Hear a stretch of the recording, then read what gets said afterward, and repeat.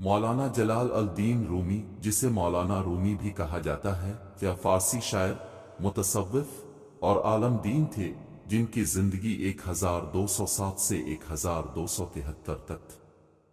وہ فارسی زبان کے سب سے بڑے شاعروں میں سے ایک کے طور پر وسیع طور پر تسلسل کرتے ہیں اور ان کی کتابیں کئی زبانوں میں ترجمہ کی گئی ہیں۔ رومی بلخ آج کے افغانستان میں پیدا ہوئے تھے اور ان کا بچپن بھارتی خطے، ایران، ترکی اور سوریہ میں بیت گزرا۔ ان کو علماء اور متصوفین کے خاندان میں پرورش دی گئی تھی اور انہیں اسلامی فلسفہ، فقہ اور عقائد کی وسیع تعلیم حاصل ہوئی۔ مغلوں کے درمیان وسطی ایشیا کے غارت کے بعد رومی کی خاندان کو کونیا، آج کے ترکی میں منتقل کر دیا گیا، جہاں انہوں نے آخرکار استقرار پایا اور اپنی زندگی کا بیشتر حصہ گزارا۔ کونیا میں رومی شمس الدین تبریزی کے شاگرد بن گئے، جو ان کی زندگی اور کام پر گہرا اثر ڈالا۔ رومی کی شاعری اس کے عمیق روحانی بصیرت، زندگی بھر کے تصاویر اور خدا کے پرستاروں کی پر جوش عشق سے مشہور ہے۔ ان کی سب سے مشہور کتاب مثنوی ہے۔ مولانا جلال الدین رومی کی تعلیم کا آغاز وہاں سے ہوا جہاں ان کی والدہ حضرت محترمہ فائز خاتون رحمہ اللہ روم کے علماء کے خاندان سے تعلق رکھتی تھی۔ وہاں پر مولانا رومی کو عربی، فارسی، منطق، فلسفہ، ادب و ثقافت سکھایا جاتا تھا۔ رومی کی خاندان میں تعلیمی روحانیت کی بہت زیادہ قدر تھی اور انہیں بچپن سے دینی تعلیم دی جاتی رہی۔ وہ بچپن سے ہی علم و فنون سیکھنے کے شوقین تھے اور انہوں نے بہت جلد اپنے معلموں کے علم و فنون کو اپنے اندر جمع کر لیا۔ جب مولانا رومی کی والدہ کو ان کے ساتھ پیش آنے والے سیف الدین القونوی نے ملاقات کی تو وہ اپنی تعلیمی سفر کو شروع کرنے کے لیے بغداد جائے رہے۔ بغداد میں انہوں نے مختلف علماء سے تعلیم حاصل کی اور وہاں پر مختلف علوم کے ماہر ہوئے۔ رومی کی تعلیمی کارنامہ کافی وسعت رکھتا ہے اور وہ بہت سے علوم اور فنون کے ماہر تھے۔ البتہ ان کی تصنیف کی شاعری اور متصوفہ فکریات کے شعبے میں بڑھنے کے بعد ان کے علمی معیار پر زور دیا جاتا ہے۔ مولانا جلال الدین رومی کی شاعری کا آغاز عربی اور فارسی زبانوں میں ہوا۔ وہ بچپن سے ہی شعری اور ادبی خیالات کی خواہش رکھتے تھے اور اپنی ذاتی خودی کے موضوعات پر شعر لکھتے رہے۔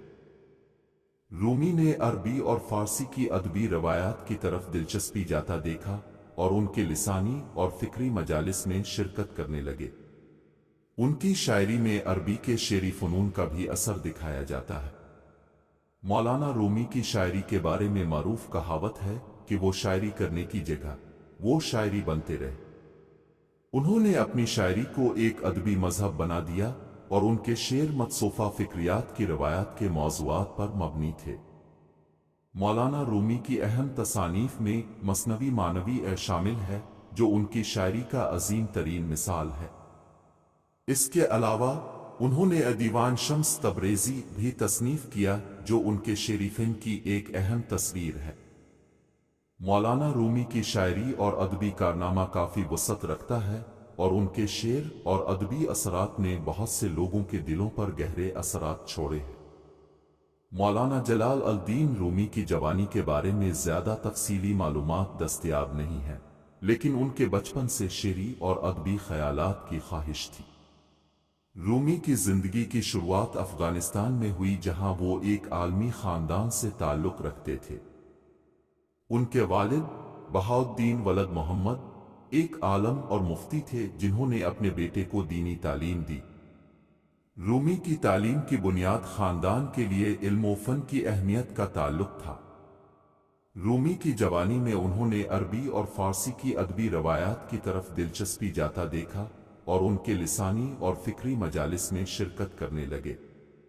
ان کی شاعری میں عربی کے شعری فنون کا بھی اثر دکھایا جاتا ہے۔ علاوہ ازیں رومی نے اپنی جوانی میں اسلامی تعلیمات کے ساتھ ساتھ غیر اسلامی فلسفیت سے بھی واسطہ کیا۔ انہوں نے مسیحی، یونانی اور ہندو فلسفیوں کی کتابیں پڑھیں اور ان کی تفکرات پر بھی غور کیا۔ ان کی تعلیمی سفر کا نتیجہ یہ تھا کہ وہ ایک باہمی تفہیم کے حامل انسان بنے۔ مولانا جلال الدین رومی کی وفات ہجری سنہ 672 یا مسیحی سنہ 1273 میں ہوئی۔ وہ قدس سرا کے شہر قونیہ، جو آج کل ترکی کے حوالے سے آنکارا کے قریب واقع ہے، میں دفن کیے گئے۔ رومی کی وفات کے بعد ان کے شاگردوں نے ان کی شاعری کی ادائیگی جاری رکھی اور ان کے مقامی زائرین کی تعداد میں اضافہ ہوا۔ ان کی شاعری کو بہت سے لوگ دنیا بھر میں پسند کرتے ہیں اور ان کی شاعری کی ترجمانی بھی مختلف زبانوں میں کی جاتی ہے۔ مزید اس طرح کی معلوماتی ویڈیوز دیکھنے کے لیے ہمارے چینل صوفیانہ کلام کو سبسکرائب کریں اور گھنٹی کے نشان کو آل پر رکھیں تاکہ آپ کو ہماری ویڈیو کا نوٹیفیکیشن مل سکے۔ اور ویڈیو اچھی لگی ہو تو لائک اور کمنٹ کر کے ہماری حوصلہ افزائی کرنا نہ بھولیں۔ ملتے ہیں اگلی ویڈیو میں۔